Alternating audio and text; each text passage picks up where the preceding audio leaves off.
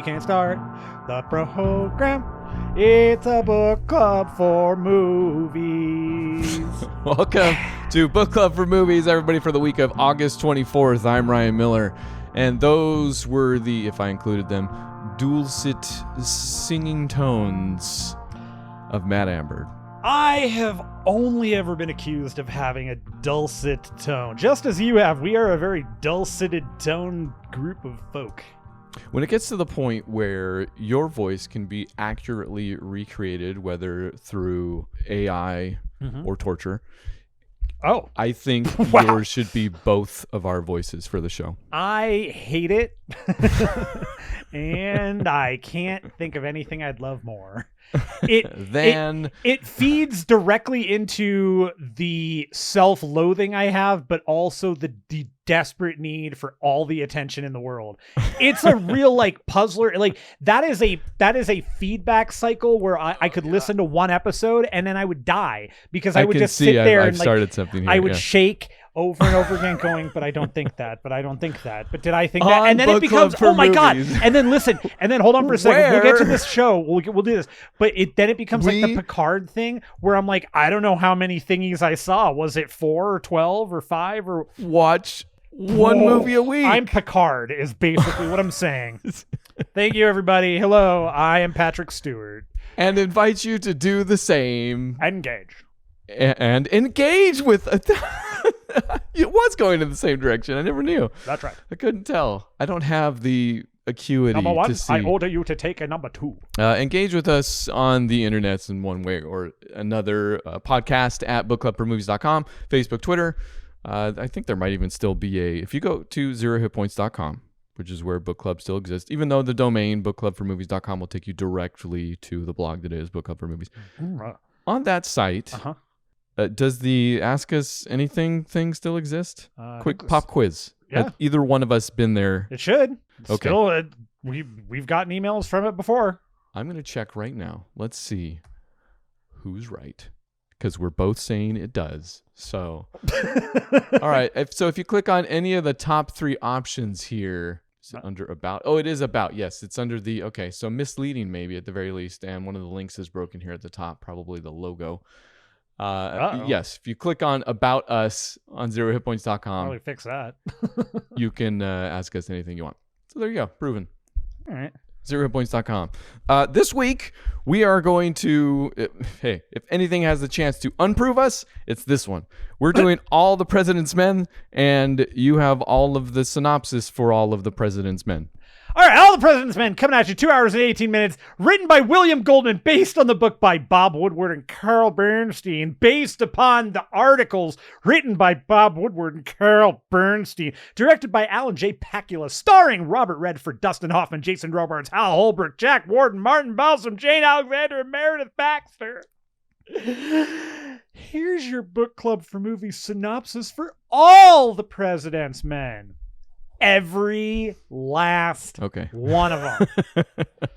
In June of 1972, Bob Woodward and Carl Bernstein of the Washington Post newspaper would kick off an investigative journalist piece which would end up changing the course of American history, with President Richard Nixon ultimately resigning in disgrace. All right.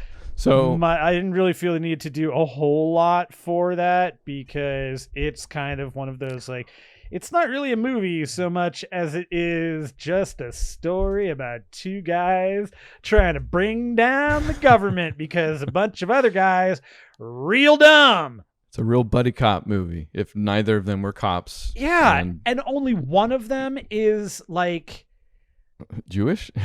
Oh, that's also a thing. So, it's funny. We've talked numerous times about doing a William Goldman show. A Billy Gold? Yes. Billy Goldman? Who, was it R.I.P.? Wasn't this year, was it? Again. I'm surprised continuously by the amount of things we're like, no, that was this year, man. I'm like, come on. At this point in my life, I can't remember what happens day to day, let alone year to year. Good. So, R.I.P. just either last year or this year, am I correct?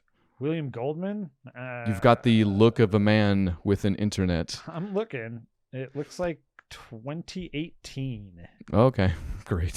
So, So now we're just wrapping 2018 and all this. What year are we currently in? Oh, you know what? That actually tracks if you figure that we talk about doing certain types of shows for years before anything actually comes of it. Yeah. Yeah, and nothing may ever happen now.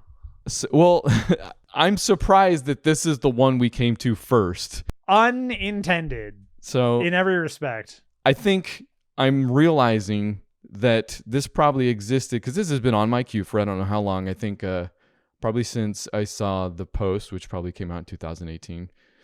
It probably came out in 2013, actually, is what's going on. So The Post has been out for 25 years, Ryan. Okay, I realize I gave you the list of movies that I had queued up at certain times for certain things, which there are movies on that list that's been for years. Is that where you pulled this from? Do you still have that list somewhere? I might, but that is not where I pulled this from. I actually pulled this from Beth and I had been having a discussion about politics. All the President's Men came up, and she had never seen it, and then I remembered you had never seen it, and I said, hey, brain, why not do that? Okay. Yeah, surprised that it might be the Goldman again. And if you don't know the name Goldman, I guess maybe we should. The Princess Bride is all you need to know. That's it, period. It is the one I feel like we would have come to first as well. It's the best one. And he's got a lot of good ones. Princess Bride is maybe just the most popular one. Like, still, you're going to hear about, unfortunately, The Ghost in the Darkness here and there. So maybe we skip that one. That's not a great movie. Memoirs of an Invisible Man. I love that. It's directed by John Carpenter. Butch Cassidy and the Sundance Kid. So his friendship with Robert Redford does not begin with All the President's Men. And I feel like there was... other also let's not forget the movie Maverick here, which so I skipped over maybe the most important ones in terms of what a cast. Chaplin, Misery, so anyway, Maverick again.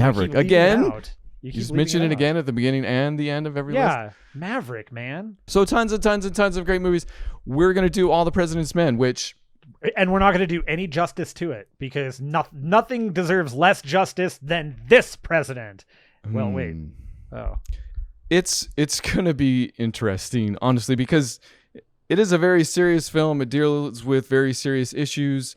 As much as I love all of that stuff, I don't know. And I got a great follow-up movie for you no matter what. Actually, it's not even so much of a follow-up. Okay. We should talk about something at some point. So far, I don't think you've said anything. Regardless of all that, it's going to be an interesting podcast because I don't know that I'm on board with the reverence that this film has shown. Number one, hot take. Okay.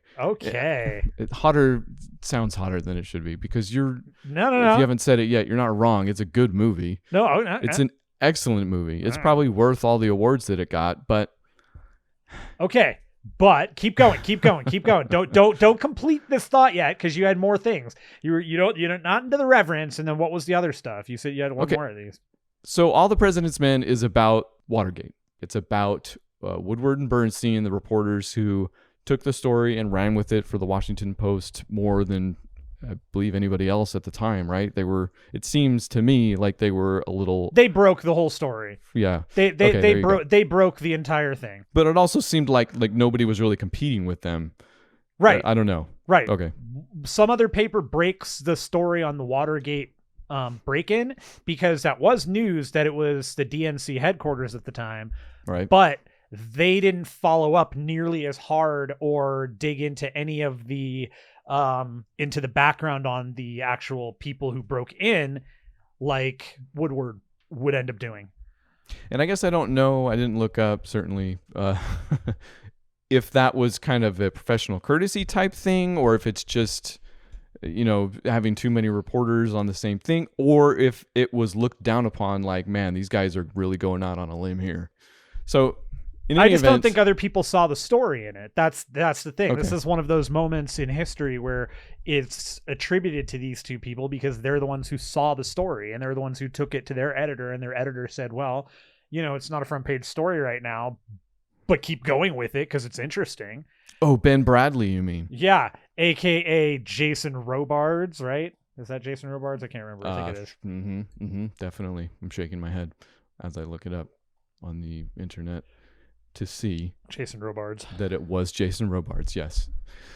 And honestly, those are the people you're going to see the most. You're going to see Robert Redford as Bernstein. Woodward. You're going to see Dustin Hoffman as Bernstein. Makes more sense when you think about that one. You don't see as much as maybe you would have liked of Hal Holbrook as Deep Throat, even though going back and looking at some of the media on this film, Jon Stewart himself even has the opinion that no Deep Throat, no movie. Essentially, it's just this really key dramatic moment that, again, doesn't feature in super prominently to the film. There's maybe only, was there 3 scenes with Deep Throat at the most? Correct. I believe you're right. 3. So, but he utters the major line of the film. Like, it's the thing that the movie is most known for, and actually kind of introduced the concept in a way to the popular to the public. It's the line that you've heard whether or not you've seen the movie. Follow the money. Follow the money. Right. Jerry Maguire. So follow the money. I am Cuba. Which, interestingly enough, doesn't show up in the book. This is based on the book by Woodward and Bernstein. Right. Follow the money is not in there. No. Even though they did do that. I mean, to be fair, the guy's last name is Goldman. William You're Goldman. right. So he's like, follow the money because I'm the money, baby. A true Goldmanism. There it is. It was his way of saying, I'm gonna knock this out of the park. Perhaps the other interesting thing on this same note is that Goldman took the book and literally deleted the last half from the movie. Yeah, this only covers up to the first 8 months of the situation. I want to say the inauguration, because Nixon gets reelected during all of this. Right. And that's where the movie ends. During the inauguration, we see Woodward and Bernstein, Redford and Hoffman in the background. I guess I read some stuff saying that they're typing away at the final story or at the final outing of the president. I don't know how that matches up or if that's exactly what it is. Cinematically and structurally, that makes the most sense to me. I would like to think that is what is happening. But agreed. The fact that the movie ends there, sure, let's talk about the ending first. Because the ending isn't the ending of the actual story, so who cares? No. Well, so the end, okay. I mean, the ending does tell us the story. We do get the rest of it through, the and in 1974. They do, yeah. You get the usually it's they bring up this is what happened to everybody at the end of the movie. Here it's done on a typewriter. It's nice, it's cool, I get it. But yeah, that's how they cover everything up to the resignation. And the movie itself, up till then, feels so downplayed. And I think this is where I had the roughest time, is that I don't know if you need to know politics, you need to know who and what a chief of staff is. If you need to know what a creep is, you certainly do.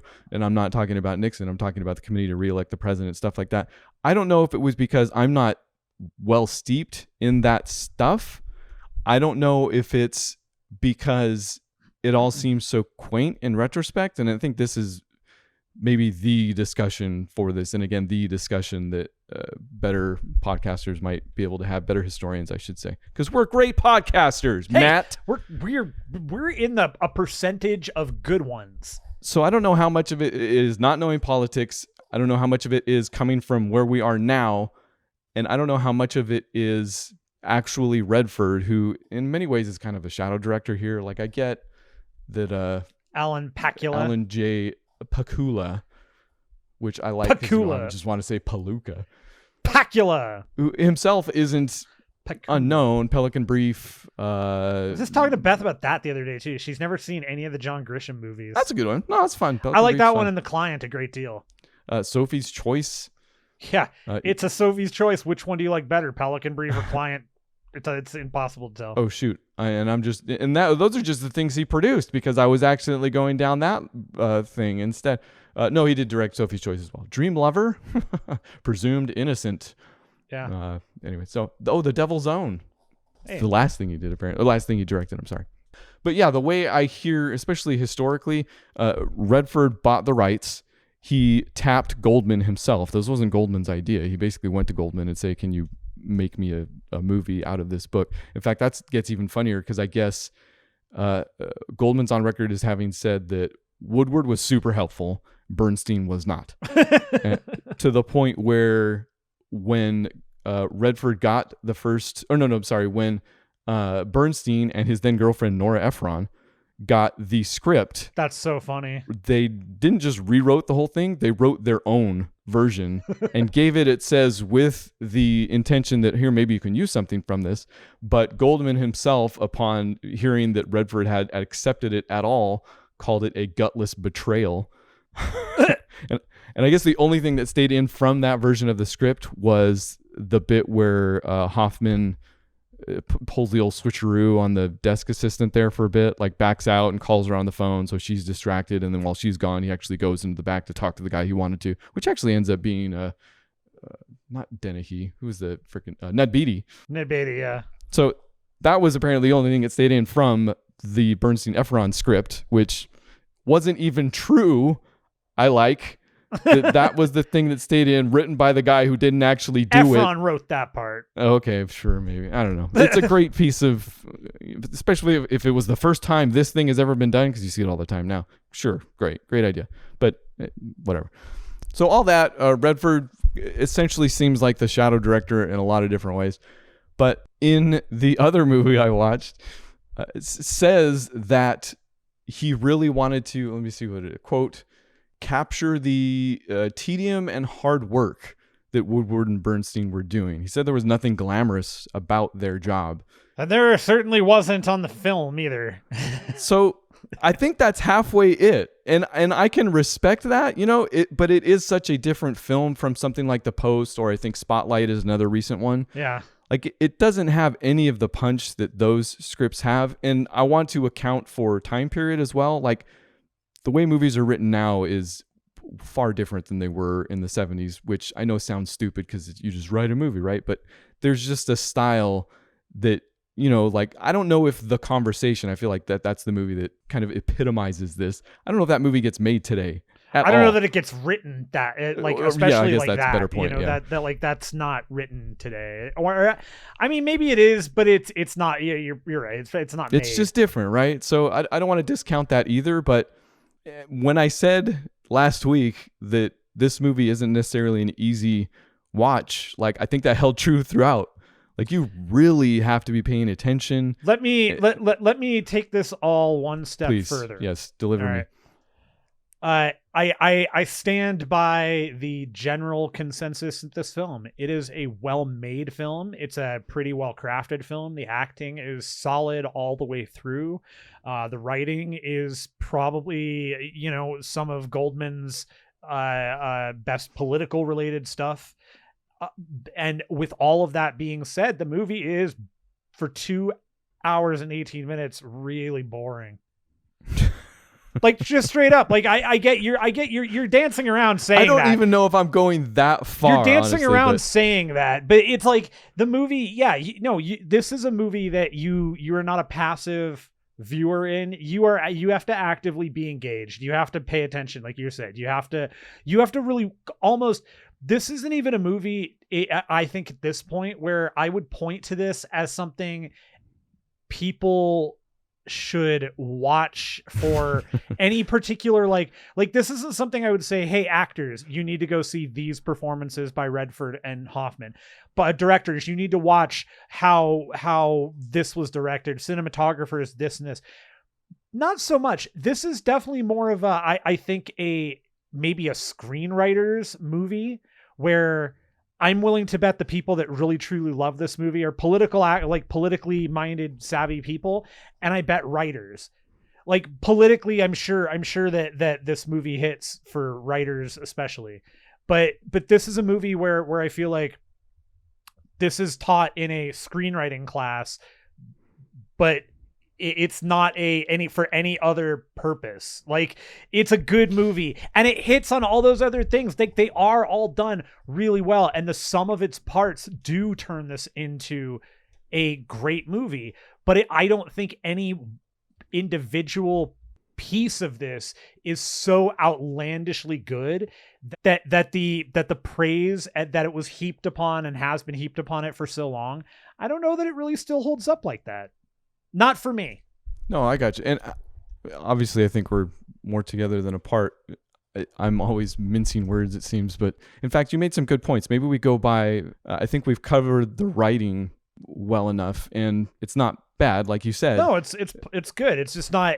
And I think they got what they were going for, and I think they made the movie they want to make. In fact, maybe that's the original point I'm getting back to. I get why it doesn't end with Nixon's resignation, because that's almost an entirely different movie at that point. I do really like that. I think you're right. I think this is the movie they intended to make, and it's the movie they wanted to make. And for me, this is not a movie, and for Beth as well, not a movie we necessarily want to watch. I probably won't go back and watch it again. No, I've seen it. This will be my third time now, I think. Oh, really? Yeah. Okay. I've watched it one, and apparently that was enough. But the other things you mentioned performances, and I, again, don't even know if I'm qualified in this area because I've never You've watched a movie. You've watched 2 of them, so you can compare. Okay. I've just never attached to Redford or even Hoffman in any real way. I don't know. Like I enjoy them, and I respect them for their great and storied careers. Again, and I hate stuff like this because it sounds so stupid to be like, I respect these fantastic actors and well accomplished and historied actors, but we kind of we don't gel here and there. It just sounds stupid. I don't know, but I just haven't ever glommed onto them in that way. And that's literally the first time I've ever used that word.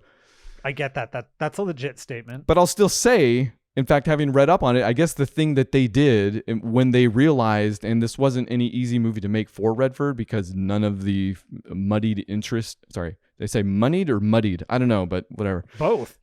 None of them wanted this thing because it was about reporting. I think he says too many typewriters and phones, like nobody wanted to give them money for this thing. So I guess they had to come up with certain things. And one of the things they came up with was that, it was with the story. They were like, also, we know how the story ends. And they were like, well, it's not really about that. It's about these guys. So they hyper-focused in on these guys, and I think it comes out on the movie.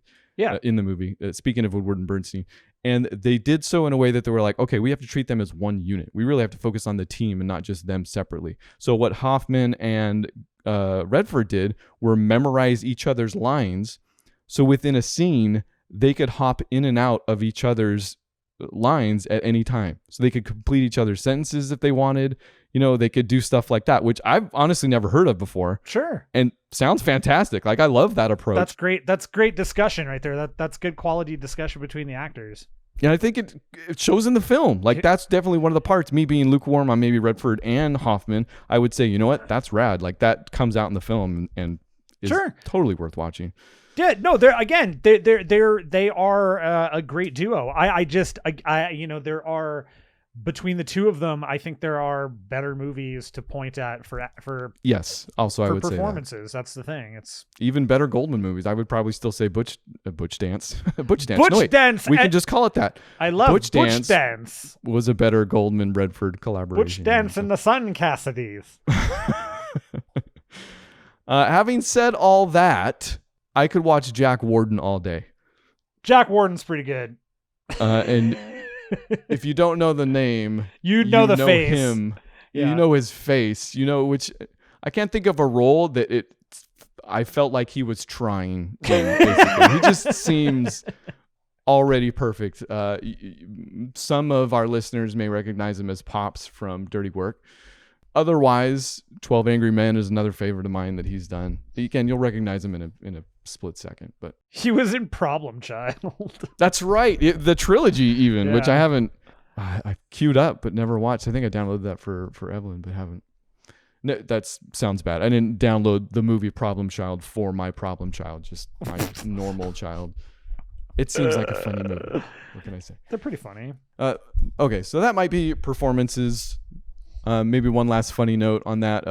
The real Ben Bradley recommended George C. Scott to play him, which just sounds like the perfect thing you would recommend. Like it's such a funny. That's how you see yourself, huh? Like you definitely are a fan of Patton. I think Tom Cruise would be pretty good. I don't know what his availability is. Yeah, exactly. Why not get Patton to play me? Yeah, exactly. It's let's go big with it. The other thing I feel like you mentioned was the direction, or you touched on for a second. And I've already mentioned how Redford really seemed like a kind of a shadow director on this thing, but it's understated kind of like the rest of the film, but in some really key ways that were not boring, I will say. To use your words, not mine. Yeah, no, they are my words. The movie's dull, man. I don't think the direction it's plotting. is, though. That's, I think, apart the from issue. it. What's that? It's a plotting movie. It's plotting for a number of reasons. A huge part of it being we already do know the story, so it's kind of like, all right. But then again, all of this is like for every way it's said negatively in this show, it's negative in the sense that, like, again, it's done super freaking well. It's just I was not into it. Maybe at the time I was not into, like, critically, I just didn't want to watch it. I was like, come on. Well, I mean, it's not an uncommon critique for, political intrigue movies either. So considering that it's one of those movies that I still think it's what they wanted, like, yeah, but yes, it is. There's just, I still think it goes back to the script, honestly, which is why I want to follow up with some direction here. There just doesn't feel like there's a lot of impetus between scenes. Like, one scene doesn't seem to drive to the next, and maybe it's the fact that they're covering a lot of time here. Technically, this is probably months. Yeah, it's like very 8 least. months. Yeah. So whatever. How I think the direction kind of mitigates some of that is that they use the really imposing architecture of, in fact, not even just architecture, but environments, because a lot of it's shot in the newsroom, which they had to recreate all on their own because the Post wouldn't give permission. But there's some just ingenious blocking, as the camera sweeps through the newsroom and highlights different things that are going on at different times. This is all in one shot. And Hoffman or Redford or both are moving through it at the same time, and things are coming in and out of frame. That stuff's brilliant. Like, I loved those shots. Those got me through again. See? But then they move outside, and also they're taking on all of these important Washington structures, these really imposing architectural. It's all the architecture that's meant to display strength, that's meant to be Greek, that was meant to be like, hey, this is, the next Grecian society type thing, or Roman, or whatever, whichever side you fall on. They take all of that, and it becomes like the monument, especially when shot at night, becomes this imposing nightmarish vision. Yeah, essentially. Yeah. So I love how they turned all the monuments into horrific features, I guess is what I'm saying. All of that's really good. And I think at the same time is in keeping with Redford's whole thing about nothing being glamorous, really, it being tedious, it being hard. Certainly that goes with hard work. Right. And that's what this movie does. It rewards the hard work you're putting into it. Yeah. You know what? I would agree with that. It does. I didn't put in nearly enough work, and I was just not there. But you talk about it, I'm like, man, this movie sounds so exciting now. I want to go watch the background. It's just, I was looking for something because, again, I feel, that's I don't think point that out to yourself. By the way, you're like you were looking for something to keep you going. Well, obviously, so many people have seen so much in this movie over time. Obviously, there's something there. It's like we've done several movies where we've kind of been like this, and I've been like, oh man, but somebody out there sees something in it. And this is the way that we can talk about what other people see in it and what is actually there, even if it didn't resonate with us personally, as I explained the podcast to the other podcaster. I didn't hear any of it. The other thing I want to shout out is the sound. I think it was pretty great. It's got a real immediacy to it that borders on bad sometimes. There are some moments, but I will tell you that was one of the few things that did get commented on, because we both were like, man, I love the sound of a rotary phone. And they did a great job of actually of miking the rotary and getting that rotary sound. It was perfect. And you're not getting any like really a deep bass or like a, you probably don't even notice it, but sometimes the sound will focus in on somebody that's speaking in a way to the exclusion of everything else. That never happens in this. It's always, it kind of feels like a tinny type recording. You can always hear everything that's going on around them. Sometimes I can't understand what they're saying straight up, You know? Yeah. But I liked it. It's like they had a working newsroom and they were just like, go. And then they had like the one boom mic over the two of them. I love it. I think it served the movie perfectly, honestly.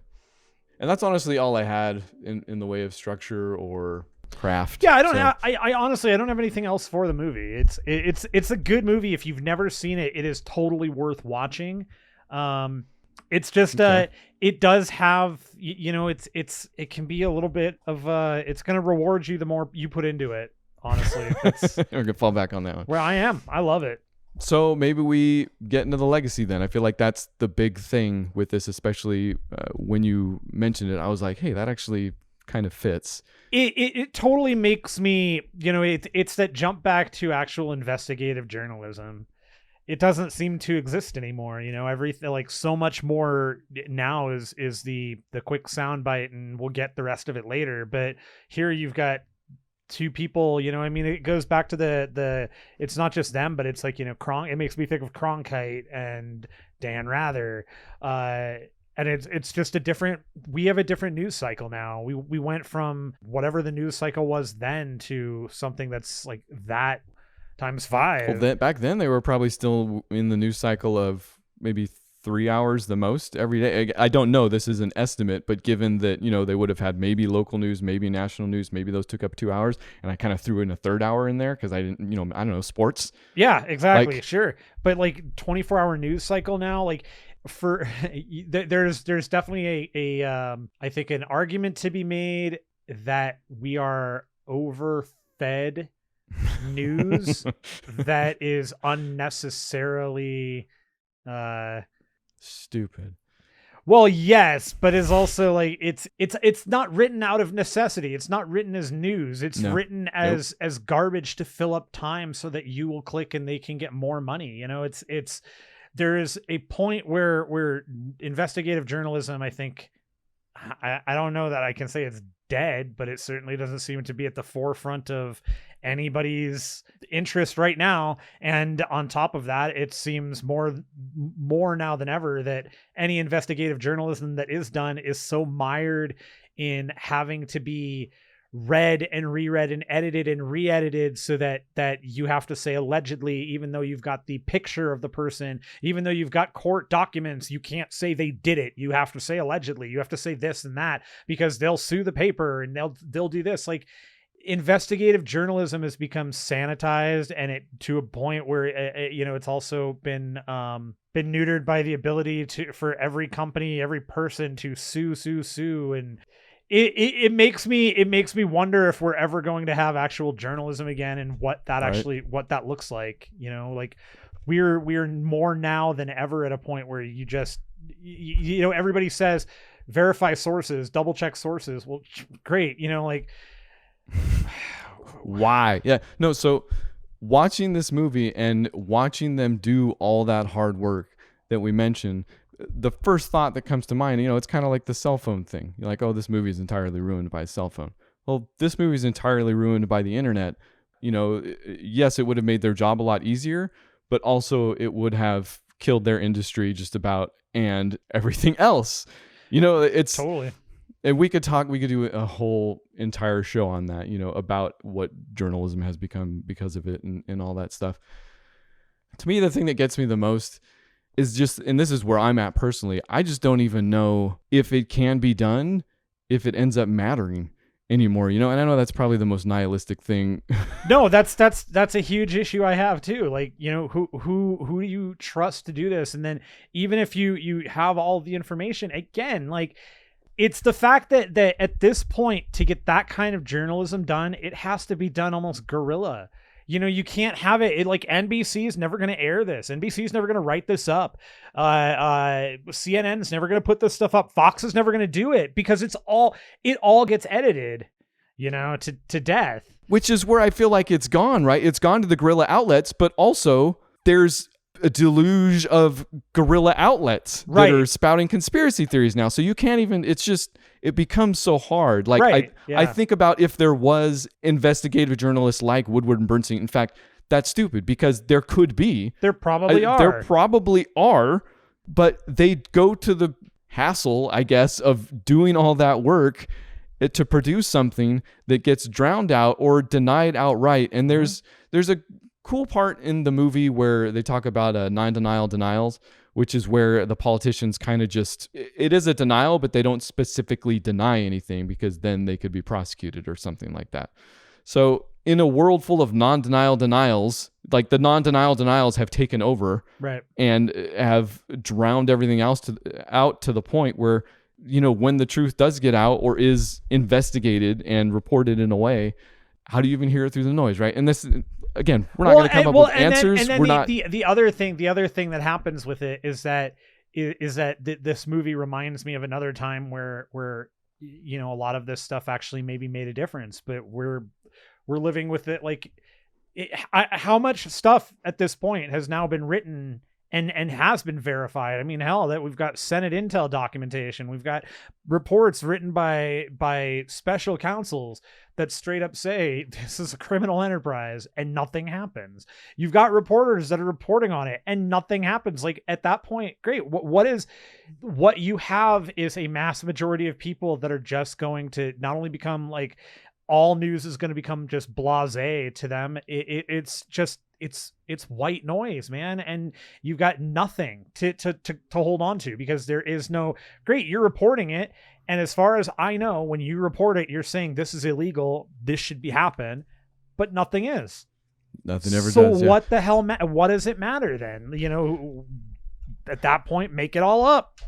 So the other movie I watched this week, literally up until we started recording, and I didn't finish it, and it again, given everything we've said about All the President's Men, this fantastic movie was 10 times as compelling and as riveting Cider House Rules as this movie was.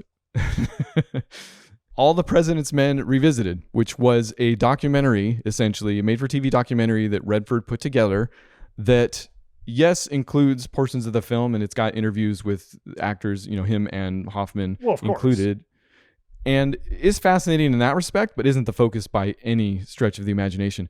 It is, in a lot of ways, the Watergate documentary that I've kind of always wanted, because I've never really understood the specifics, or certainly not the revelation. Actually, I understand the historical import of Watergate, right? You know, in a lot of ways, what we're talking about, this is kind of the beginning of all that, right? This is the beginning of, or, you know, halfway through the disillusionment of America, right? Vietnam was going on. In fact, the time period they talk about, the protests, you know, civil rights, women's rights, everything. Like, the country was in upheaval in more ways than it probably is now, even, you know? And this documentary gets into all of that, but also gets into the nitty gritty about what was happening. And I tell you, man, they talk about the hearings themselves being this moment in history where people would stop on the streets. People were late to everything because they would watch this in department room, you know, windows. They would watch this thing at their house. Like, it was just always on. Redford talks about, he's like, oh yeah, I was making The Great Gatsby at the time, but I was watching the hearings while, you know, every moment I could, which, yes, sounds, well, I can't think of a hearing I would want to do that with nowadays. Even though, I mean The Great Gatsby. Oh, gotcha. I've never seen that one. I've seen the, I don't like any of them. I don't like the story. I think it's a dumb story. Poorly done story, whatever. But it has an unreliable narrator in it. It's the one. It's the story they talk. You love unreliable narrators. I'm a fan. I think more things should use them. I think everything is in my head, all things are unreliable. I don't trust anybody. That's what we've been talking about this whole time. I like how you almost went Matthew McConaughey there. This documentary, All the President's Men Revisited, made for the Discovery Channel by Redford. Certainly not on a whim, but you know, it has some issues about it. The sound editing is. Look, man, it didn't buy him a Porsche, but it paid for a Lincoln. All right. All right. Watch the documentary, honestly. Sure. Like, it's on YouTube. You can just watch it. It's out there. It's super good. All the President's Men Revisited? Is that what it's called? Yes, All the President's Men Revisited is what it's called. Revised? Certainly revisited. Uh-huh. Don't watch it right now. I'm sorry. That's my mistake, but definitely. Okay, sorry. I was going to... But there's a point in that film where Redford, in narration, says, as Nixon's getting reelected, it's hard to believe Nixon was unscathed by all of this to the point where he could still be reelected. And then he says, no joke, can you imagine a political candidate doing that nowadays? and then it stopped, and it was the Larry David, the end credits song to Curb. Oh, it should have been. Yeah, I mean, this was only made in 2013, so yes, it was before you could say a watershed moment in our country. But oh God, when he said that, I'm like, can I imagine? Boy, Bobby Red, can looking you? Looking back, it all seems quaint now. Like I said, quaint, right? It looks like the fact that Nixon got reelected. Like, what if Watergate happened, he never resigned, and then got reelected? Like, that's pretty much where we're at right now. That is totally where we're at right now. So the nightmare could continue in the most fun of ways. Watch the documentary. It's great, especially if you want to know more about Watergate. And that's not the rest of the show. Like I said that, like, who was the rest of the story, dude? Paul, if you can make this poll. F. Tompkins. You win the rest of the show. And no, is it that's Paul? The rest of the story. You know it, so you can hear it in your head. Yeah. But I can't remember the name of the dude. Okay, well, while you don't look that up, but remember out of nowhere. I will definitely remember it out of nowhere. Paul Harvey. Paul, see, I got the first name. You did. All the President's Men is probably still worth watching, and I think this is what it comes down. Like, I enjoyed The Post. I enjoyed Spotlight, but to me, movies like that gain points for importance, and I don't disagree with that. If they're not my favorite movies of all time, I still say, yeah, you need to watch this. Sure. Again, because of the era and the different style of filmmaking that they chose, I wouldn't quite call All the President's Men this, and it does focus on Woodward and Bernstein in a way that disqualifies that. But it does tell a story that, if you can get to the historical import, is important. The story of a historical import is important. Great. 2020, welcome to Book Club for Movies, where we can say things multiple ways all at the same time. I think this movie isn't alone. I think it gets points for that as well. Sure. Again, it's a good movie. It's just it can be a little plotting. It can be plotting. Yeah. And plotting. It can be plotting. It's plotting the plot. Plot plods, fizz. Oh, what a relief it is. How many? 29 stars. Out of 32. You got there, and it seems accurate, but it's just, I need to do an investigation into how you arrived at that. Yeah, well, guess what? I'm not going to believe anything you turn up. You know, we don't have a super bad piece of trivia, not because it doesn't exist, but because I didn't have time to read all of the IMDb trivia on this thing, which makes sense. You know, it's based on real life or whatever. There's a ton. Like, it goes on forever, and I'm sure it's kind of like a dartboard. I could probably just pick one. Like, let's pick one out of the blue. I've got something, but let's pick a bad trivia out of the blue and see if it works. You ready? Dustin Hoffman played a character named Carl Bernstein whose hair resembled Dustin Hoffman's. That's pretty good. As far as IMDb bad trivia goes, wow, you have been listening. But it takes me like 5 minutes to scroll through this, so you have plenty of time. I'm going to scroll. You say stop, and whatever my mouse is rested on, okay? My Carl Bernstein's breath smells like Carl Bernstein's breath. That's also very good. Again, stop! No whammies! A brick from the main lobby of the Post building was supplied so it could be duplicated in fiberglass by the production design department. Yeah, that's still interesting, but is whatever. It? They went so far as to be like, we have to make this look 1-to-1. Get me a brick. I'm telling you, no, I love stuff like that. No, That's I good do. trivia. I love it. But I also love the idea that, like, they went there in the middle of the night and carved a brick out of the middle of the building. Like, so that people showed up and there's just like a missing brick in the dead center of a wall. They're like, what the hell? Or if it was like from the outside, and then when they got done rebuilding the entire thing, people walked in and they're like, you've built it inside out. Like, dang. 'Tis a fine dawn, English, but sure tain't no swimming pool. The desks are like bolted onto the side of the building. I knew something was weird. It's gonna end up being that weird barbecue that Homer tries to build. That's probably where I was pulling that from. Good. Yeah, okay. Tell me what you think about this, though. In 2015, The Hollywood Reporter, and if you've heard anything we have to say about awards shows, just insert that here before. THR, as we say in the biz. Okay. Polled hundreds of Academy members, asking them to re-vote on past controversial decisions. And Academy members indicated that given a second chance, they would award the 1977 Oscar for Best Picture to All the President's Men instead of... Any guesses? Oh, let's see. It's 1976. I don't know. Rocky. Ooh.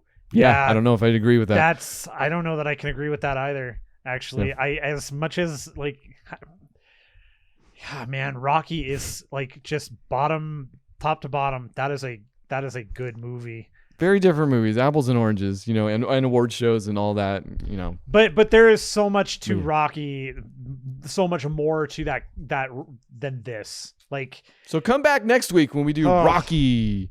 No. Oh man, I kind of want to watch the Rocky movies now. Septology? What are they up to now? I don't know. There's like 100 of them. Does Creed count? You stop at Balboa. I would stop at Balboa, but because Creed is a whole new... They're not called Rocky. They're called Creed. Good point. I mean, I don't even know if I'd watch Rocky Balboa. This is why. Because his last name always is either Rocky or it's a number. So I mean, I don't even know if I'd watch Rocky 1, 2, 3, 4 because it's not Rocky 5. You know what? I'm skipping it all and watching the Rocky Horror Picture Show. Podcast at bookclubformovies.com. Bad trivia, not bad trivia. Yes, thank you. You could do that. Come back and see us next week. We got TVVB next week. That's right. We already decided. Whew, man, I thought we were going to do that thing where we don't worry. Figure it out. I was here to remind you because I'm going to give you a little. I got Killing Eve. Bringing that back. Got Lovecraft Country. You did dip in. That's confirmed at this point. Yeah. Lovecraft Country. Okay. And we're gonna have a long discussion on Stargirl. Oh, we are. Or it's gonna be a short discussion, and we're just gonna be like, it's the best thing in the world. I've got too much. It's the first series I've gone through. Like I have notes on specific episodes. You definitely. That's awesome. You blew through this quicker than I did. I've got 2 left. Oh man, but week to week it I think is what we did even, and I haven't done that with a show. I cannot remember the last time I've done that with a show. I don't know. So come back next week for TV Volleyball. It's the one where we talk about TV shows instead of movies for a while, in case that's unknown to you. If it is unknown to you, thanks for showing up for the first time and hearing TV Volleyball spoken out loud. Find us at bookclubformovies.com. Email us at podcast@bookclubformovies.com. Mm-hmm. And let us know what you think about TV in general. Doesn't matter. There we go. Hey, guess what? I don't care about how you met your mother. Okay, don't write in about that one, which I know nothing about, so that would, Not going to talk about it. Okay. That's off the table. No, but I'll tell you what's on the table is I got some other stuff, so we could just do the rest of the show. Yeah, what you got? I watched Summer School this week again because I love Summer it. School. Yeah. That's the one the Carl Reiner. It is the Carl Reiner one with Mark Harmon. And I got to tell you, that movie. Did we talk about that last time? Yeah, we did. It, or did we? I turned it on again because it was on in the background. I like that. I like that movie a lot. Here's something though we did watch. I don't want to talk about it. How does it on in the back? It's on in the background. You didn't put it on in the background? I mean, I put it on. Okay, yeah. You made it sound like, it was on. So I mean, it was available right there, so I decided I'm gonna click it. Okay, but we're not talking about that. You said, gotcha. No, I love it though. That movie is top tier. You should watch it with your kids. You're gonna love it. I should. Your daughter will like that movie. Agree. Yeah. So we were sitting around the other night and Beth was in control of choosing things, and she chose something she had never seen before, and she'd only ever heard the Are you casting blame at the very beginning here? Are you trying to absolve yourself? I'm casting aspersions. Not even blame, but aspersions as well? Yeah, absolutely. Cast them all over the place. Can't wait to hear what unruly Beth chose. Yeah, very unruly. No. She chose a movie that she had only ever heard good, it's like the Goonies. Okay, it's not the Goonies, but she didn't grow up with the Goonies. She was already she was in her teens. I think she was actually in high school when the Goonies came out. She may have been close to graduating. She might have been in college. Let's nail down her age. Sure. Why don't we just move on? But she this other movie she had never seen. She only ever heard bits and pieces about, in particular, the part where the horse dies. And she was like, okay, I got to watch this movie. The Godfather? So we watched The Neverending Story. Okay. All right.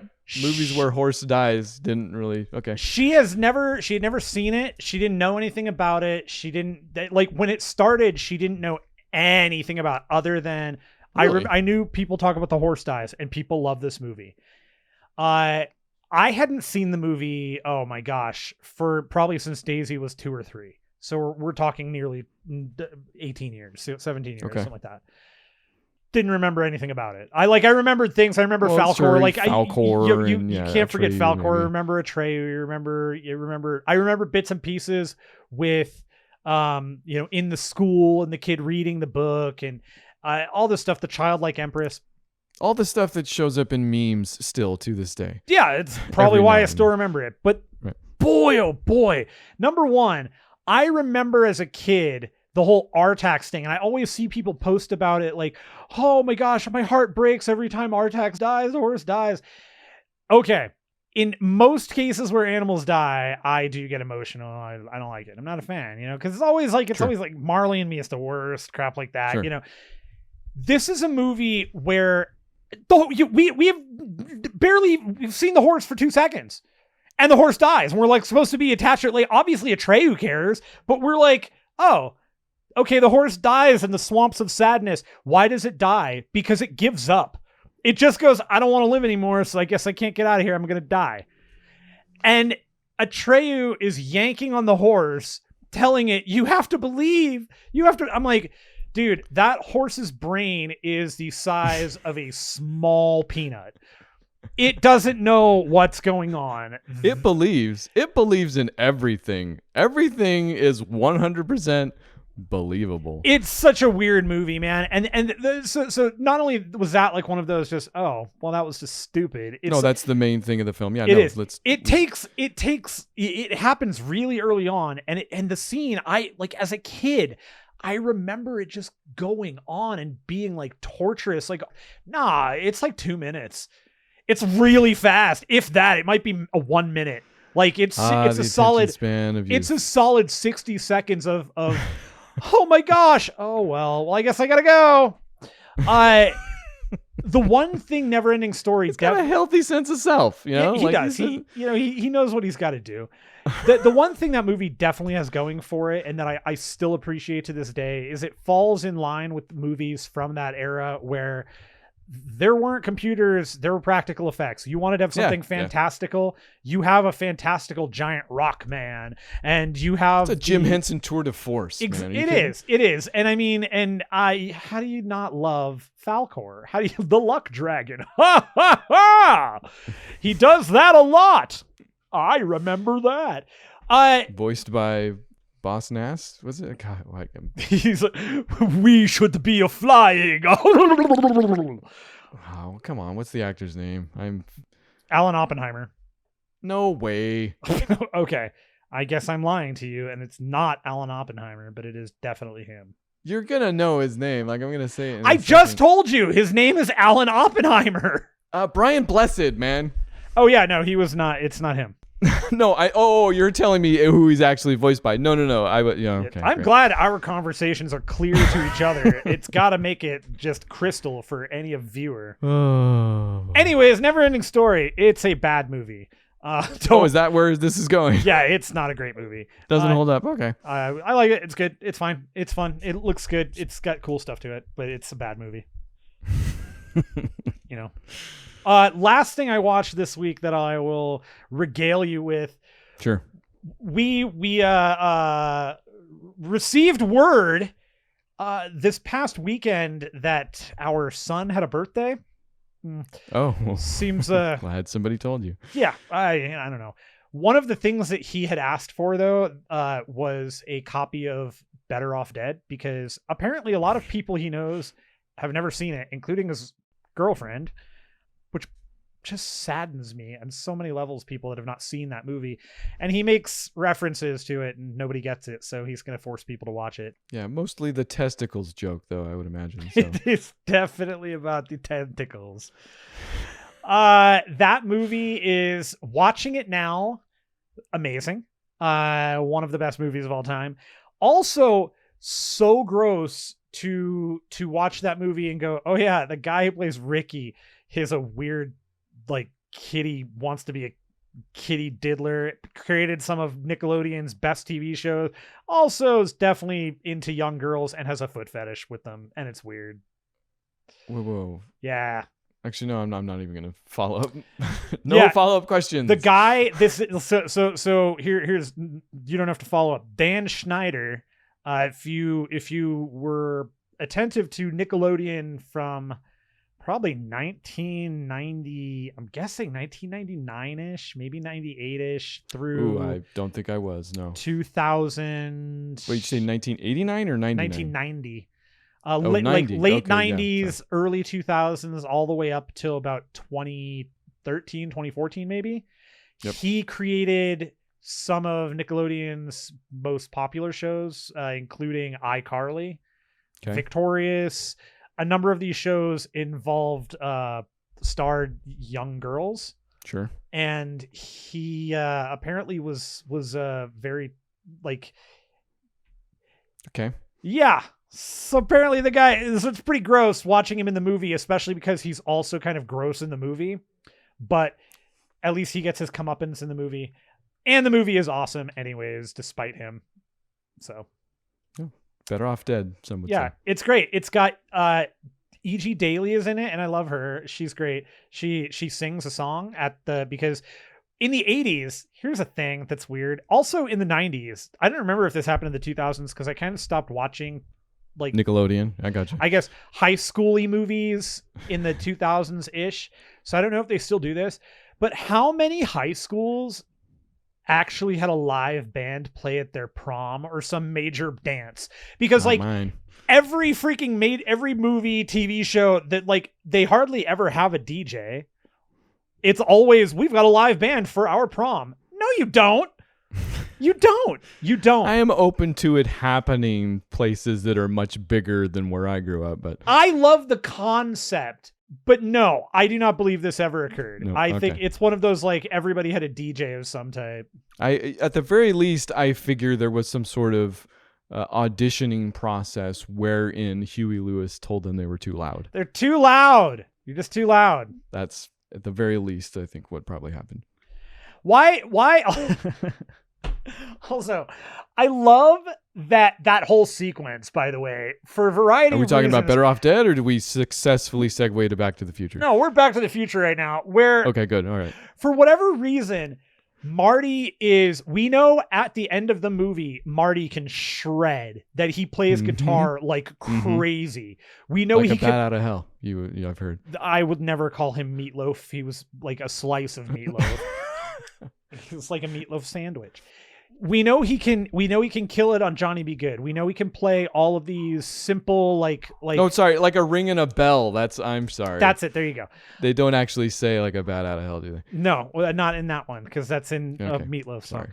That's the implication. Come on. But we know he can shred like metal Van Halen. Like a ring and a bell. Shred. Come on. Yeah, like he's ringing a bell. Oh, like he's ringing a bell? Not like a ring in a bell. We need to figure this out before we move on. He can play the guitar like he's ringing a bell. Okay, I'll look that up. You just keep going. My point is, why is his band playing really crappy lyricless versions of Huey Lewis songs to Huey Lewis? I did never consider that, but he plays his own song to him, and then Huey Lewis being non-Huey, he could play the guitar just like he's ringing a bell. But he could play a guitar just like a ringing a bell. So technically we're both wrong. That is not the right lyric. Just like a ringing a bell. What does that mean? A ringing a bell. Just like he's saying ringing the bell. He's ringing a bell. He's ringing a single bell. You're right. Yes. I think it's not like a ring in a bell. That doesn't make any sense. He can play a guitar, and it's so easy for him. It's like him just going ding, ding, ding, ding, ding, ding. Like he's ringing a bell. Ringing a bell. Yes. Okay. All right. I guess not like ringing a neck. It's not is that a saying that caught on though? Ringing. He plays. Do people say that? Like when somebody could do something very easily, they're like, oh, he can do that. Like he's ringing a bell. No, but that doesn't matter because it's a song where the lyric rhymed. You're right. That trumps everything. Gosh dang it. That's. Hey, do you want to hear about Star Trek or not? I do, in fact. Also want to talk to you about Star Trek. Oh, you got another? No. I thought that. Oh, no. Okay. That was it. You seemed excited that I had watched or was going to watch Star Trek 6. Yeah. I did 246. That's the trilogy we did this time. Yes. Okay. I'm so curious about Undiscovered Country and... Aren't you by the end of that film curious about the Undiscovered Country? I am. What did it mean? Who am I? Where is Spock? So to start from the beginning, and I'm not going to take a long time with all this. Star Trek 1. We open in space. No, we did not start I thought with you were Star gonna. Trek. Okay, I thought you said starting from the beginning, so I thought you were gonna pull a Patton Oswalt in Parks and Rec on me. No, so my daughter and family, meaning me, including my wife. You start the sentence in a bad way, you just got to roll with it. Have been watching Star Trek: The Next Generation. Yes, as have I. We've mentioned this. And we're up to season 4 or something like that. But I realized after the show, we're going to have to get into the movies. It's just necessary. And she's not going to understand Generations all that much if she doesn't know who Kirk and the rest are. So it was either go back to the original series, which, full disclosure, I've never watched the entire thing. Okay. Or pick some key movies that feature the original cast that she can then use to become attached to them as characters. And honestly, I like the Star Trek movies. I get the consensus that it goes evens and odds. You know, the odds are the ones you typically skip. The evens are the good ones or whatever.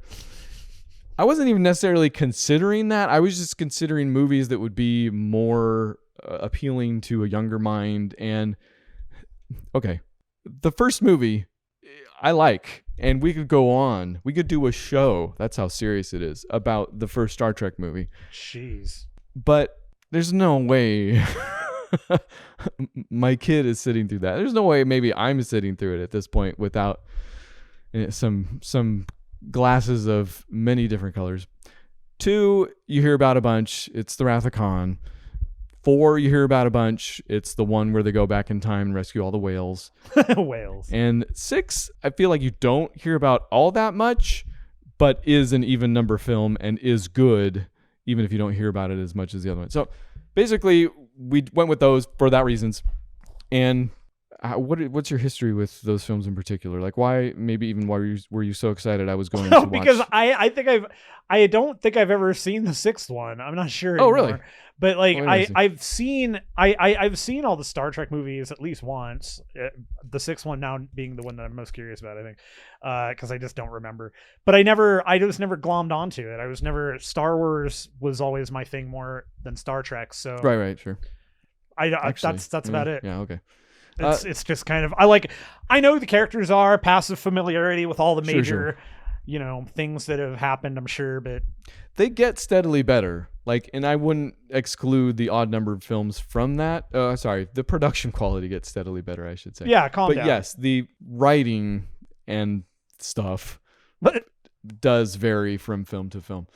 The Wrath of Khan is good and fun, probably for a lot of the reasons you hear. It's a solid story, and it's certainly, I don't even want to say better crafted than the first movie. It's just more crafted than the first movie. That first movie is weird on so many levels that it's almost an art film. You're looking for an explanation. The second film is much more palatable, in terms of cinema, but doesn't necessarily age super well. It's still not even the movie I'd put at the top of the Star Trek films, the original Star Trek films, or even the 3 I've watched this week. In a lot of ways, it's apples and oranges because you get to Star Trek 4 and it's kind of like comparing a now, which one is comedy to a drama. Which one is that called? That's the Voyage Home. That's where the Voyage Home. Spock dies in Star Trek 2, so they spend the third movie getting him back. It's the search for him, yeah. Yes, and that's people aren't crazy about that, even though we had to explain it since we were skipping it. But 4 is the one where they go back in time. It's basically wish fulfillment, the movie, because it's like, what if Star Trek what if they came back in time and they were walking around downtown San Francisco? That's the movie. Right. But that's also like the premise that anybody would want to see. What if, even still, what if Star Trek came back and was existing now in this current world and you saw them? It's already interesting, right? So the whole movie is wish fulfillment on top of wish fulfillment, but also it's super funny. they play on all the right. Is that the one they park the Enterprise in like the bay or something? Yep. They're rescuing whales because the big old probe has come and it's going to destroy the Earth, so they go back in time. And yes, there are elements to it that are like, we'll just time travel in a Klingon ship of all things. Come on. And yes, they land in the middle of the park and then they have to beam up some whales and they form some. It's silly, but they nail it. I love it. I love Star Trek: The Whale movie. It's good. It's good, man. And the 6th is another 180. And is that Undiscovered Country? Yes, that's the Undiscovered Country. I have seen that. Okay. Oh, because I remember the title. Like and I remember the cover of it too. I certainly still get them confused. Like we didn't know, like between 5 and 6, I'm like, I know Shatner directed one and it was the one where like Kirk meets God or is God or something like that, which surprised nobody. Didn't I think that is 5. Even still now, no, it's not 7 because I think 7 is Generations, isn't it? Yeah, okay, sorry. You're asking the wrong guy. He's shaking his head in disbelief. I'm trying to remember. Didn't Sulu get to direct one? Or was it just an episode? Nimoy, you're probably thinking of. He did. Nimoy 4. directed I think one. Nimoy was, yeah. Oh, you know what I'm thinking? I'm not. Yeah, he didn't. No, he ends up getting to captain a ship in one of them. Yes, he's captain of the Excelsior. I think it might be this one. Yeah, 6. He might already be captain. I don't know. They for as quickly as they continue the first 4 movies. Yeah, 4 movies. There's a significant amount of time between the rest and 6, and I think that's because. It's funny because in Star Trek 2, Kirk is old and dealing with old age, and then they make 6 more movies or whatever it is. But in the 6th one, it's a legit send off. Like you get the feeling no matter what, they're like, okay, this is the last one. And I don't know how or why that decision was made. I wanted to look up more on these films, but I didn't. It's a good movie. It's in a lot of ways an evolution, like at that point, I feel like they knew how to tell a good Star Trek movie story, not just a good Star Trek story. Like they knew, they had even just more of that universe built out to draw from and create with. So yeah. 6. If I had to go in order, just those 3, it might even be 6, 4, 2. What? Yeah, and 6 and 4 just again, it's like apples and oranges almost, but 4 is probably a better comedy than 6 is a drama or whatever, but 6 deals with a lot of, I think it also finally nails kind of the high-mindedness of Star Trek that ebbs and flows here and there, but the series have always been about, and I think they get, like, there's some pretty nice racisms in Star Trek 6. Yeah, like gotta love that. The story is the Klingons coming into the Federation more or less, and Kirk everybody having to deal with their racisms in one way or another with that, which honestly even Next Generation doesn't deal with a whole lot. Like it's in there, but then they'll still have moments with the Ferengi that are like, dude, you're basically just like dismissing an entire race. Like they really like money. Like they're really interested in money. That's their thing. Like the entire race, that's their thing. We get it. And by we, I'm talking about from my side of the pond. Yeah. I'm supposed to be a Ferengi. I get it. Thanks a lot. So yeah, I Star Trek 6, I think, is the adultest Star Trek of the original series we can get to. From there, it's kind of popcorn upon popcorn, but I still love them, and I'm sure I'll keep you up to date when I get there. So nice. Yeah. That's all I got. I kind of want to watch the Superman movies. That would be an interesting discussion. I'm talking about the original, the Donner cut. No, I know because I watched. Yes. Mm-hmm. Yeah, I'm in. DC Fandome blew my mind. DC Fandome. What a freaking weekend. What a weekend. I don't know. What do you want? You want to do a bonus episode on DC Fandome? No, but we can talk about the trailers real fast if we want. Okay, sure. Go. What you got? They were all good. I liked it. Suicide Squad looks great. The movie or the game? Oh, interesting. They haven't released anything else on the game, have they? No, but I really hope Captain Boomerang doesn't die in the movie. It's still weird to hear you say you hope Jai Courtney doesn't die in a movie. I like Jai Courtney as Captain Boomerang. What can I say? It's so bizarrely perfect that even if I did and am liking, I can't. It doesn't. The math doesn't work. Doesn't check out. The brain stops. Did you ever watch the Wonder Woman trailer? I did finally yesterday, actually. Yeah. Freaking my daughter Cheetah, man. I can't believe they went full on Cheetah and it looks great. Looks fantastic. I tell you, man, we can talk about everything separately, but I don't think certainly DC, whatever you call it, it's the cinematic universe, that they don't have a cool MCU term, like DCCU. It's the DCEU, the DC Extended Universe. Oh, is that what okay. I don't know if it's ever been in a better spot, man. No, okay, so here's what I'm kind of loving right now about all this.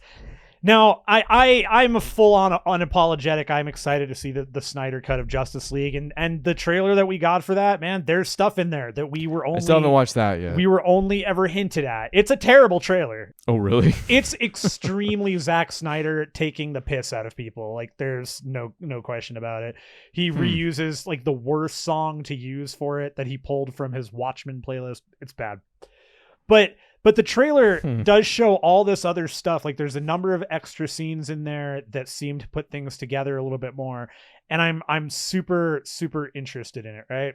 I'm concerned about this Snyder Cut trailer now. Do you think he's actively trolling people? Oh, yeah. I think with the trailer... Or should I be concerned about his filmmaking skills at this point? Well, I mean, both. But Wonder Woman 1984 looks terrific. Okay. Looks like a ton of fun. They Cheetah looks great. I can't wait to see. I understand conceptually how Steve Trevor is going to be back with Maxwell Lord being kind of the big bad. It's going to be good. When I first saw that, I was wondering if it was going to be like he was in her head the whole time. But the more I see him in the movie, I'm like, I don't know if that gets dismissed. Like, he might actually be back. Do you want my theory? Oh, do we know how he's back? No, but do you want my theory? Oh yes. So I think that Maxwell Lord is going to come across a rock or something that's going to allow him to basically grant. It's like a wishing stone, and not even a mother box. Or something? Sounds childish, but he comes across like a wishing stone, which is partially, I think, how what we're going to see with Barbara is that she is going to want to be an apex predator, and she's going to wish for that, and the wish is going to twist. But she does say that. But for Diana, she is going to wish that Steve, her first love, her true love, was back, and that's how he's going to show up. Okay. But so you got that, and then they dropped the trailer or the teaser, which not even half of the Batman film has completed yet. That was based off of like a quarter of the movie that's been filmed. Unflippin' believable. And with that, they noted that the Batman is going to be in its own like kind of universe, like it's a different Earth. And they started to acknowledge some stuff over the weekend. So they're acknowledging that the Joker movie definitely is part of the DC Extended Universe, but it's not part of the same continuity as, say, the Justice League. More of a one-shot, one-off. Yes, they straight up called out as Elseworlds, and what they're also okay with, and they gave this the most beautiful like thumbs up possible. Is they've noted that they're totally fine with doing singular movies about singular characters if directors come with interesting ideas like Joker. But the other thing that they talked about is the fact that they made a big deal about the Flash, and that the Flash movie is getting picked up, and that Batfleck is coming back. They've got Keaton coming back, which means that they're also outright stating that in the Justice League movie that we have, the Zack Snyder Justice League, he doesn't have his name yet. He's just Barry. He's not called the Flash. They officially announced that he's taking the name from the crossover episode on the CW because he doesn't have the name until our Barry, Grant Gustin, calls him the Flash. And he goes, that's pretty good. And we get the note that he says Victor was right, that there's a multiverse. The thing that this does now is we were given the official, all of these characters can, if they need to or want to, cross over. TV can go into movies can come to TV. It all can happen. And the brilliance there is this gives DC a billion different ways to play, because now they can take Suicide Squad. Is it good? Is it great? Great. They can make You're right. They can make an alternate universe Suicide Squad that's good. That's You're good, right. and they're doing that. But it's like, okay, is James Gunn's Suicide Squad really good, and does it fit into the same world as, you know, Shazam does? Great, they can meet. It's, you know, and on top of that, with Flashpoint, with Flash in general, he can bring everything together. So they have something unique that Marvel actually doesn't have. Marvel has to kind of have these serialized movies. No, they do. Marvel has to have these serialized movies with these characters because these characters already interact. There isn't, and they don't have a multiverse. Marvel never has had a real true, not like this, where they have, you know, Earth 5 Captain America. It makes it funny that that's what they were riffing on in the Spider-Man Far From Home, even. Right. No. And into the Spider-Verse to a degree. But speaking of the industry in general, I mean, Marvel doesn't have that also, but they don't need because they've already done it. Right. Well, but they don't essentially. But the thing, but my point is that DC now has an interesting way of going, great, we're going to pay a boatload of money and we're going to have Jack Nicholson come back as the Joker along with, you know, 4 other different people. And we can have that all in one movie. Marvel doesn't have that luxury. They don't have the luxury of having 5 Captain Americas. That is very true. We have had that. I mean, this definitely has a negative side to it, because sure, you bring up the Joker, great, Jared Leto's involved, fantastic, but that's not the point. The point is that movies like Joker and movies like the Batman and movies that they can do now, great, awesome. Somebody please give Guillermo del Toro the dump truck full of money that he needs to make Justice League Dark, so that we can see Deadman and Swamp Thing and all this stuff.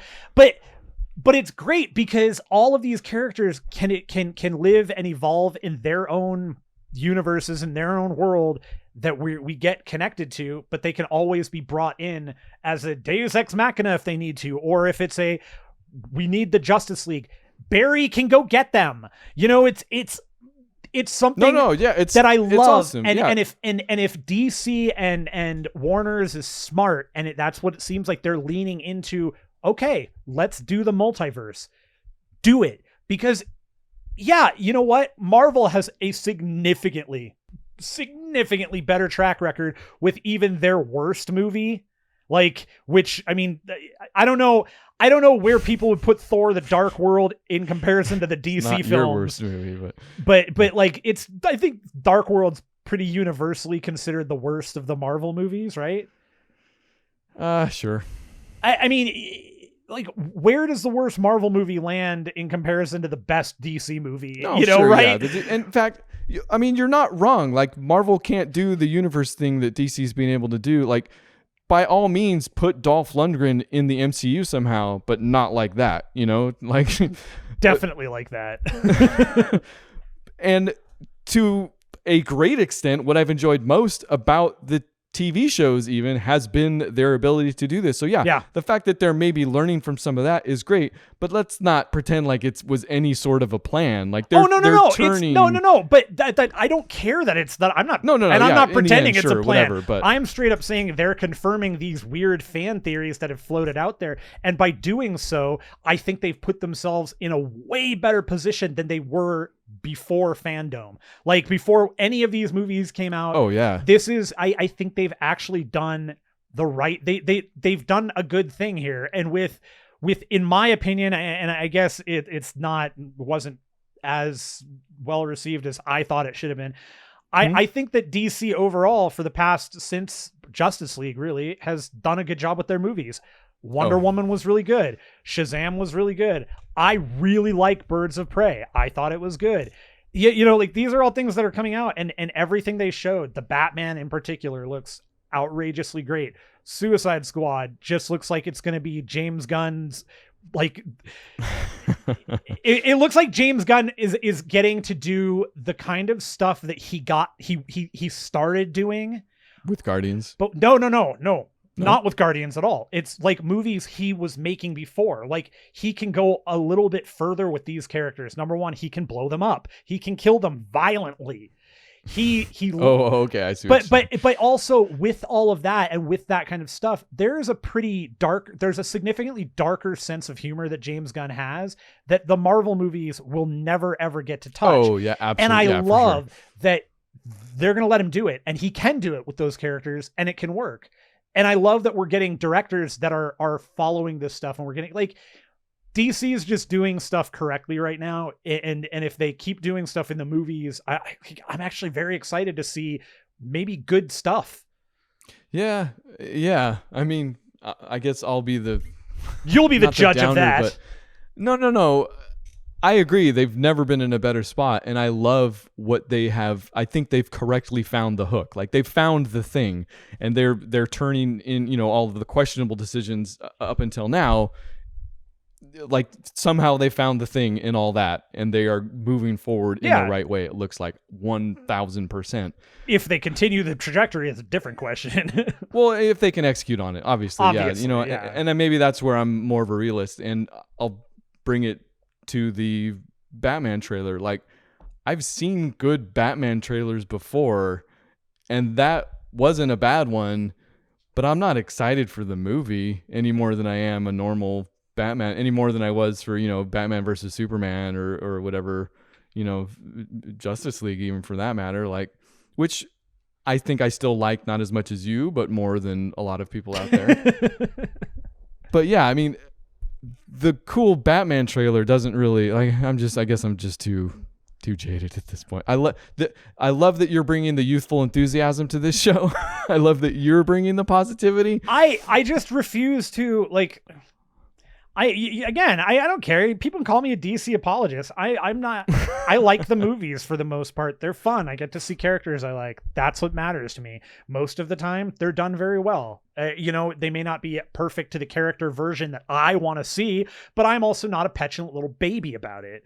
When it comes to the actual quality of some of the stuff, I mean, all of that stuff is questionable. And there is zero argument, and I don't think I've ever even tried to make the argument that the production value on the Marvel movies is almost universally looks better. They made decisions with the DC movies, but at the end of the day, I don't care. The DC movies look more like comic books. The Marvel movies look more like comic book movies. They're different things. I am a DC fan more than I am a Marvel fan. I have no compunction about that. The Marvel characters that I like, they've either boned in film or they boned on TV. So I get screwed either way. And Batman is honestly a whole separate thing on top of that. I feel like that's almost divorced from the DC universe discussion as is, because of the history behind that character. Because you get have you ever even seen the serial? Like there's Batman serials, like there were Shazam serials, right? Like the black and white. Yeah. To the 60s show, to the 1989 movie, to Joel Schumacher's, twisting of that back into to the animated series and everything in between. Yeah. Like even just cinematically, the gross oversimplification would be that movie moves between comic book and real life pretty much every other director, like Burton that's maybe where it gets a little muddy, because he brought us the Dark Knight, right? That's the thing you hear about with Burton in the movies specifically, whereas because they were coming from the 60s show and stuff like that, but it's still a pretty comic booky movie if you look at it. But it was just the first of its kind. That movie is it's extremely comic booky. It's just kind of more of a gothic version. It's a darker, literally darker in how it was filmed and the way it was shot. But it was still the first time they brought in so much of the realism. But then the second movie, he does the exact same thing in a much brighter setting, and it's super comic booky. Yeah, but still coming from the 60s, or coming from what Batman had been, with the exception of the animated series, it was still very adult, And then Schumacher's stuff was definitely more on the comic booky side, and then Nolan way back to real life. And then Snyder's stuff, I feel like, was just another turn towards the comic book. So Batman himself, like the fact that they need to figure out what to do with him again is, it's not like I'm not going to like or watch the movie, but it almost doesn't figure into the conversation. Well, I mean, no, but it's more to the idea that great, if they're gonna do another Justice League movie or something else, Pattinson can now be brought in. That's cool. They can pull that particular penguin if they want to use that penguin. Right. They can, you know, that's the novelty right there. Like it's who knows what's going to happen with it. Maybe nothing. Maybe they do. Maybe this turns into the freaking the dark universe. What's it called? Universal's dark universe. And it I think that's, and it just blows up in their face. I mean, that's what this has turned into. Like this is essentially them being like, well, kind of what we were trying or had hoped to do with the DC EU, I guess is whatever it's called, didn't happen. So, you know, they're making lemonade out of lemons, and I'm loving it. In fact, if I had to name 2 movies that I'm most excited about from the DC universe, it's Shazam 2, sure. But also this Flash movie now, because it seems to be the focal point, the flashpoint, you would say, for all this stuff. Yeah, they're bringing Keaton back. They're bringing, like, I almost don't even care at that point. No, all I care about with Keaton is please let him suit up just once. The best Batmobile is Keaton's Batmobile. No, man. Like, by the way, the Tumbler sucks. Any of my naysaying, if it seemed like that, I'm super excited. I'm with you. I always hated the Tumbler. The Tumbler was dumb. Don't even get me started on the Tumbler. The Dumbler. Oh, and that's Book Club for Movies, everybody. Suck it, Lucius. Thanks for tuning in. Hope you enjoyed the impromptu DC discussion there. Some of you were absolutely expecting it, and it still happened. Come back next week for TV volleyball, where we'll talk about the TVs and volleyball. Volleyball. Podcast at bookclubformovies.com, Facebook, Twitter. We love you. Bye.